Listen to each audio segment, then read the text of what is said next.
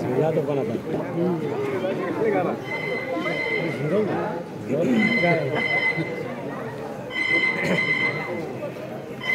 नवा काम तिकडे. हॅलो, मी हर्षवर्धन राणे बोलतो.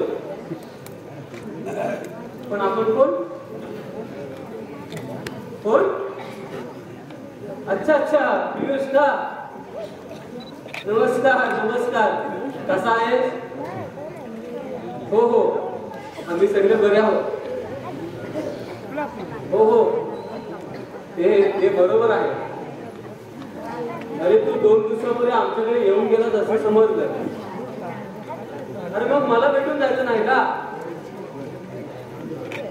हो हो. अरे लग्न म्हणजे काय वाटतं, हल्लीच्या मुलांना पोरखे. आई वडील मुलांची जन्मगाठ बांधतात. ते कशासाठी हे त्यांना कळत नाही. हो हो, अशा गोष्टी फोनवर बोलण्यापेक्षा तू माझ्या घरी येऊन बोललास तर त्या दोघांच्या फायद्याचं ठरेल असं मला तरी वाटतं. पियुष, बरं बरं, ठेवतो.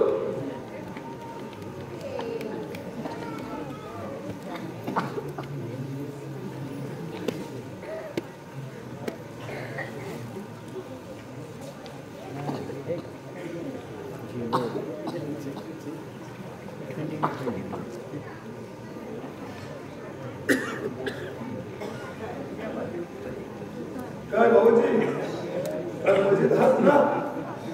अरे ये नागेश्वर, मी तुझीच वाट पाहत होतो. नाहीतर 2 दिवसात मी तुलाच येऊन भेटणार होतो. भाऊजी, अरे काय सांगू तुला नागेश्वर, अर्णवने मला या समाजात मान खाली घालायला लावूया. म्हणजे असा प्रकार आहे तर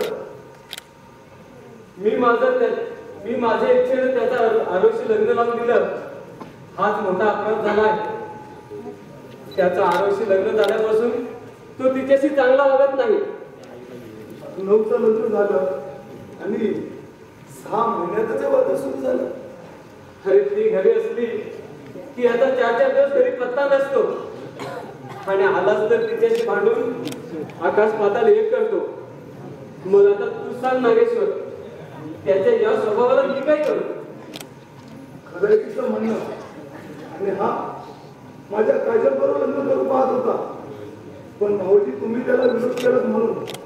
नाहीतर आज काजलच्या ठिकाणी माझी आरोही असती, काजल असती आणि तिची सुद्धा यांनी निस्गत केली असती. नागेश्वर, कदाचित तसं घडलंही नसतं. म्हणजे मी नाही समजलो.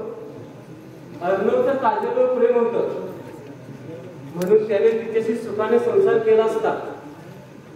पण ती वेळ आता निघून गेली आहे. बरं, काजलचं सध्याकडे जुळलंय का नागेश्वर? हो, तिला पुष्कळ स्थळे चालून येतात. पण ती लग्नाला मुळीच तयार होत नाही. भाऊजी, तिच्या काळजीने मी बाळ फसून गेलो. काजल तिकडे तशी वागते आणि अर्णव इकडे हा असा वागतो. अशाने दोघांच्या आयुष्याची वाताहत होणार आहे. बस नागेश्वर, चहा घे. कॅन्टीन खोलले. छान पाणी.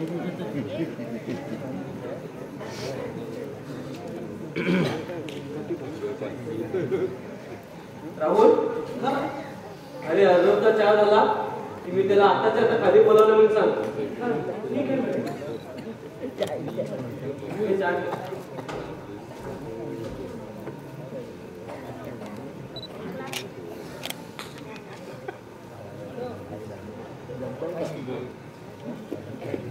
भाऊजी, पाहू लवकर म्हणतोय. मला तरी नाही वाटत. तुम्ही ऐकून घे. हो, निदान मला शक्यतो निरसन तर होईल. म्हणजे आपण पुढील वर्गासाठी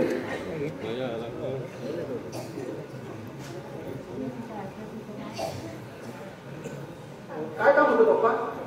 लवकर बरं, मला थांबायला वेळ नाहीये. थांब अर्णव, मला तुझ्याशी महत्वाचं बोलायचं आहे. आता मला एका महत्वाच्या कामासाठी बाहेर जातो मी, मला वेळ नाही.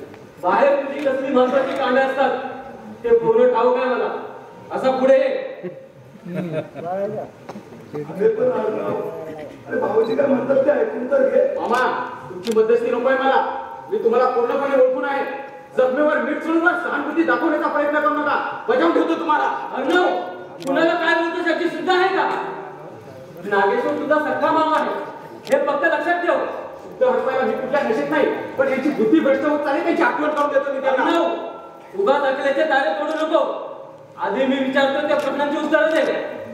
पप्पा, मी तुमच्या सगळ्या प्रश्नांची उत्तरं दे, पण आम्हा दोघांच्या वादात इथं तिसरा माणूस असता कामा नये. भाऊजी मी निघतो. माझ्या मुलं तुमच्या बोलत घट्ट यायला नको.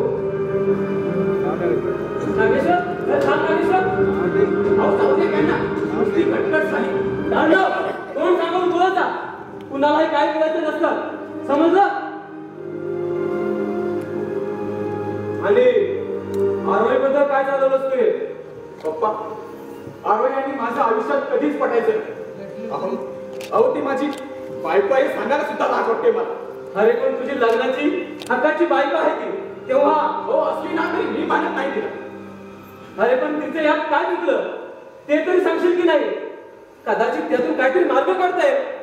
नाही पप्पा, अहो माझ्या संसाराचं वादळ आता कधीही शांत होणार नाही. ज्यावेळेस तुम्ही माझं आरोहीशी लग्न लावून दिलं त्याच वेळी माझ्या सगळ्या स्वप्नांचा चुराडा झाला. अरे अरे माझ्या घराण्याचा कुलदीपक आहेस आणि तुझं वाईट व्हावं असं कुठल्या जन्मात आता बाप्पाला वाटेल? नाही पप्पा, अहो मी तुम्हाला दोष देत नाहीये. अहो माझ्या नशिबातच कसं घडणार असेल तर तुम्ही ते त्याला काय करणार? पण असल्या खेटेखोर आणि संशयी बाईशी संसार करणं मला अजिबात जमणार नाही. पण माझं ऐकतो अर्णव, तिचा संशय स्वभाव नष्ट करणं सर्वस्वी तुझ्या हाती आहे. नाही पप्पा, अहो आरोही अशी बघायला अनेक कारणे आहेत. वेळ आली की मी सांगेन तुम्हाला.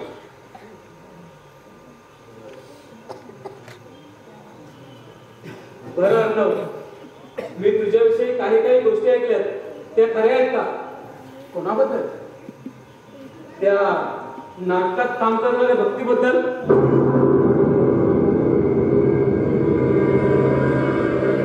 पप्पा, असला नाजूक आणि वैयक्तिक प्रश्न निदान तुम्ही तरी मला विचारणार नाही याची खात्री होती मला. ठीक आहे तर मी तुला आणखी जास्त काही विचारू शकत नाही. तू बाहेर जातोस ते लवकर परत ये. तोपर्यंत मी माड्यावर बसून बँकेच्या कागदपत्रांचे काम करत बसतो.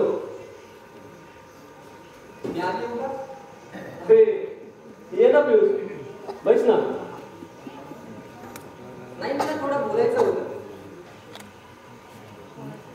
कुणाशी? माझ्याशी का? नाही, अर्णवशी. ठीक आहे, बरं बोला तुम्ही, मी आहे माडीवर.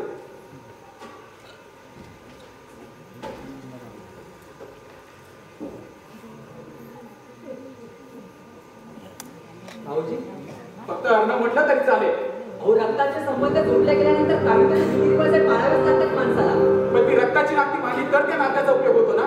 आम्ही अजून तरी त्या नात्यांचं उल्लंघन केलं नाही, पण तुम्हीच ती नाती पाहिजे तुम्ही पाहताय. मी समजलो नाही तुला काय म्हणायचंय ते. मी इथं का आलोय ठाऊक आहे तुम्हाला? नीट कळलं नसलं तरी कल्पनेनं जाणतो मी. तू जर आपल्या बहिणीला माहेरी घ्यायला आला असेल तर मला विचारायची काही गरज नाही. चुकला तुमचा अंदाज. Never mind. माणसांचे सगळेच अंदाज काय बरोबर ठरत नसतात. तरी पण तुला आरोही विषयी काहीतरी म्हणायचंय होय ना? अगदी योग्य बोलला. आरोही तुमची पत्नी आहे. ते जगजाहीर झालंय, नव्यानं सांगायची गरज नाहीये. पुढे बोल. आमची एकुलती एक बहीण तुम्हाला दिली होती, तुमच्याशी लग्न करून ती आयुष्यभर सुखी राहील म्हणून. मग आता ती दुःखी झाली असं म्हणायचंय का? होय, तिच्या संसाराची झालेली परवड पाहत नाही मला, आणि याचा जामीन देण्यासाठी आलो मी इथं. पियुष, अरे या प्रश्नाचं उत्तर तुला जरी मिळालं ना तरी त्यापासून तुला काहीच फायदा होणार नाही. विनाकारण हात घ्यायवर एवढं काय नको. यापुढे सारं काही दुसरं आरोग्य चांगले बघा तुम्ही, नाहीतर याचे परिणाम तुम्हाला. अरे असे बोलणारे पुष्कळ पाहिजे ती माझ्या आयुष्यात. गेले 6 महिने मी आरोहीचा सांभाळ केला. तुम्ही तिला घरी गायला परत द्याल म्हणून, पण तुम्ही होय ना, इथेच तू तुझ्या मूर्खपणाचा कळस केलास. अरे मी यात कसला मूर्खपणा केला? कारण आरोही माझी पत्नी आहे, आता तुझी बहीण राहिलेली नाही. याची जर तुला अक्कल असती तर तिला माहेर ठेवून न देता आल्या पावली परत पाठवली असतीस तू. अहो पण माणुसकी तसं काही योग्य वाटलं नाही मला. मग मला आता इथं कसलं तत्त्वज्ञान सांगायला आलाय? नालायक, बेशरम, अरे हरामखोर, मला माणुसकीच्या गोष्टी शिकवतोस? हा? मग